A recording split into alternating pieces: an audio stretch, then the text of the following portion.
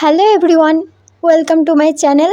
কেমন আছো সবাই? আশা করি ভালো আছো। তো যেমনটা দেখতে পাচ্ছ, আজকে আমি বানাতে চলেছি চিকেন। প্রথমেই কড়াইয়ের মধ্যে তেল দিয়ে তেলটা যখন গরম হয়ে আসবে অল্প একটু চিনি দিয়ে দেবো, যাতে কালারটা ভালো আসে। গোটা গরম মশলা, তেজপাতা, শুকনো লঙ্কা আর কুচনো পেঁয়াজ দিয়ে দেবো। আধ ঘন্টা আগে আমি এই চিকেনটাকে ভালোভাবে হলুদ লবণ মেখে ঢাকা দিয়ে রেখে দিয়েছিলাম। সেই চিকেনটা এখন দিয়ে দেবো।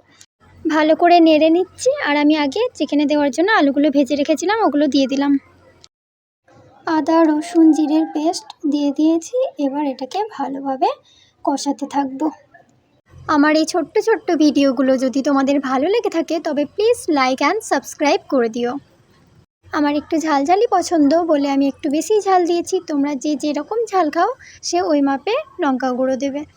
দেখো, লঙ্কা গুঁড়ো দেওয়ার পরে টমেটো দিয়ে দিয়েছি। এই দিকে চিকেনটার কালার এবার আসছে, তো ওপর থেকে মিট মশলা ছড়িয়ে দিলাম আর একটু ভালোভাবে কষিয়ে নেব। তো আমার মতো কষা মাংস খেতে কে কে ভালোবাসো কমেন্ট করে বলো। দেখো, কষানো হয়ে গেছে, এবার জল দিয়ে দেব। যেহেতু রান্নাটা একটু হালকার মধ্যে করতে চেয়েছি, তার জন্য আমি বেশি করে জল দিয়েছি। তোমরা তোমাদের ইচ্ছে মতো জল দেবে। ওপর থেকে লবণ ছড়িয়ে দিলাম, কাঁচা লঙ্কা, ধনেপাতা, গরম মশলা দিয়ে নামিয়ে নিলাম। তো বাই গাইস, দেখা হবে পরের দিন একটা নতুন ভিডিওর সঙ্গে।